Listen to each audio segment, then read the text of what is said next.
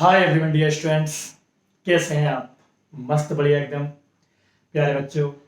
Feel the physics with Devraj sir हमारे YouTube channel में आपका स्वागत है।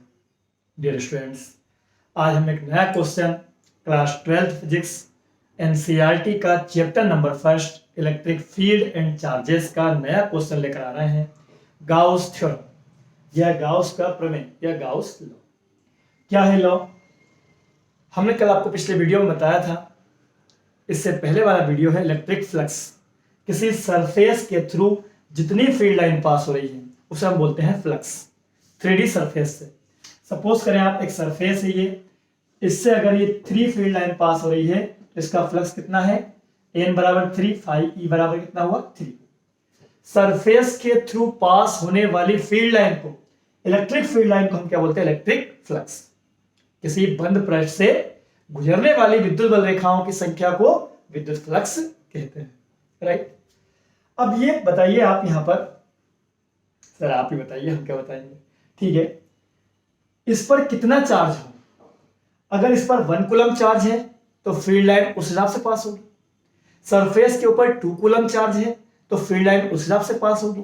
तो प्यारे बच्चों, इलेक्ट्रिक फ्लक्स जो होता है दैट मीन्स फील्ड लाइन का नंबर, बल रेखाओं की संख्या। Electric field line is equal to 1/ε0 into Q. ये स्टेटमेंट है गाउस थ्योरम का। Phi E 1/ε0 into Q. क्या है स्टेटमेंट?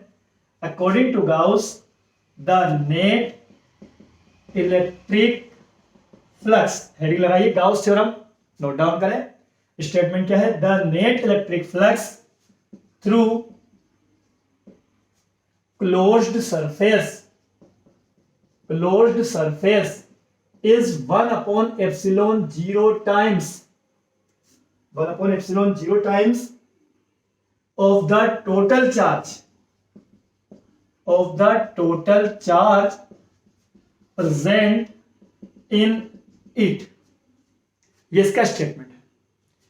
गाउस थ्योरम के अकॉर्डिंग किसी क्लोज सरफेस से देखिए आप, मैं कोशिश करूंगा आपको दिखाने की।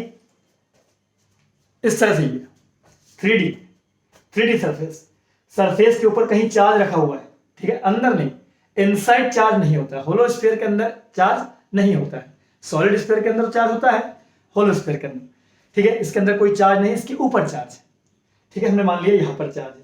इससे पास होने वाला टोटल इलेक्ट्रिक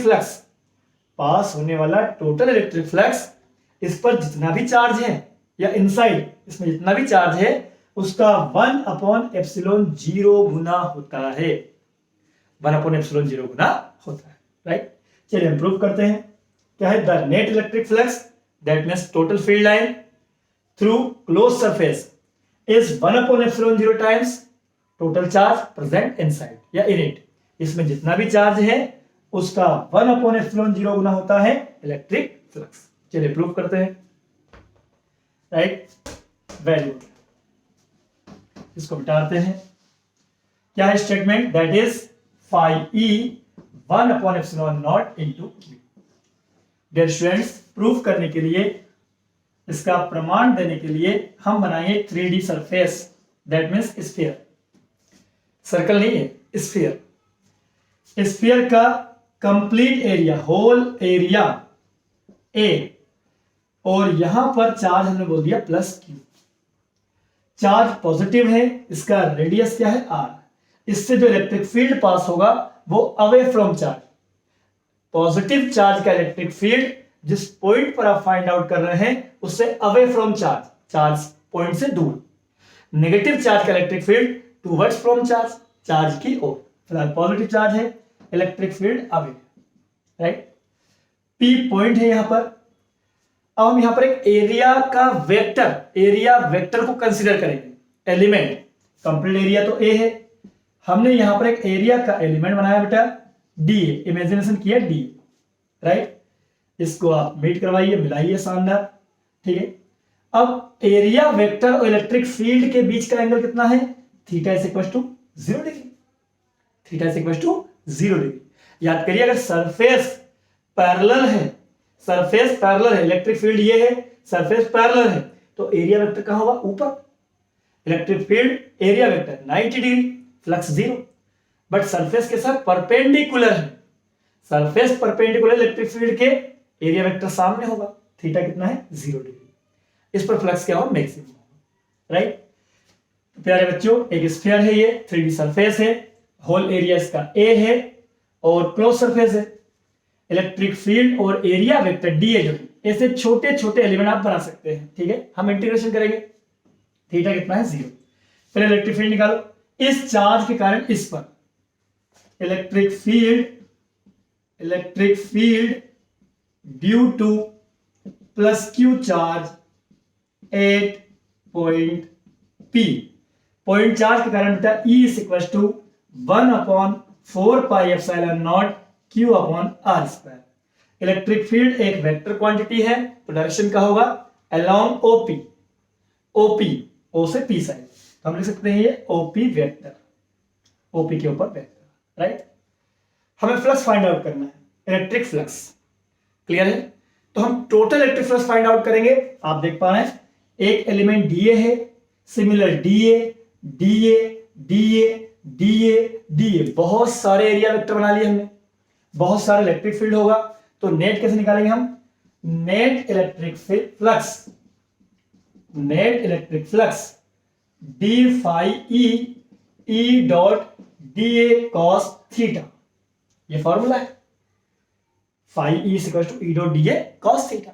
तो प्यारे बच्चों इंटीग्रेशन करेंगे आप, ये क्लोज सरफेस है, इंटीग्रेशन क्लोज सरफेस है ये, ठीक है। नेट इलेक्ट्रिक फ्लक्स, तो डी फाई का क्या होगा, फाई ई, आप जानते हैं मैथमेटिक्स में इंटीग्रेशन डी थीटा का होता है थीटा, तो डी फाई का क्या होगा बेटा, फाई ई बाहर करें यहां से, ठीक है, और यह एक स्टेप आप इंक्रीज करें, close surface E dot DA cos 0 degree, और कॉस 0 डिग्री का वैल्यू कितना है 1। Dear students, phi E integral E dot D, clear है, दिखाई पड़ रहा है आपको, वेरी गुड। फाई ई बाहर करें आप, constant, integral close surface D A, right.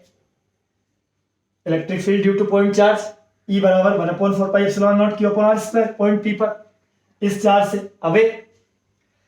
Total electric flux निकाला अपन ने, net electric flux D phi E का integration E dot DA cos theta का इंटीग्रेशन, डी फाई का फाई ई को आप बाहर करें या नहीं कर दो, E dot DA cos theta, theta कितना है 0, कॉस 0 मतलब 1, ये 1 हो गया, तो ई डॉट डीए, ई बाहर कर लिया, अंदर क्या बचा DA.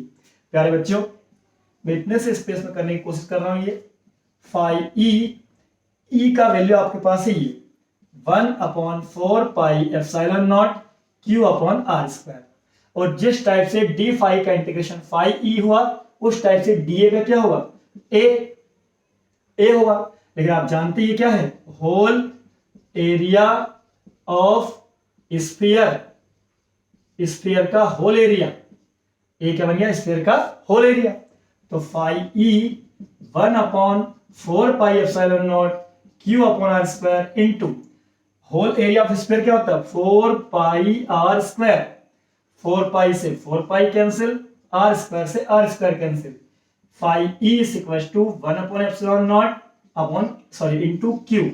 This is Gauss theorem.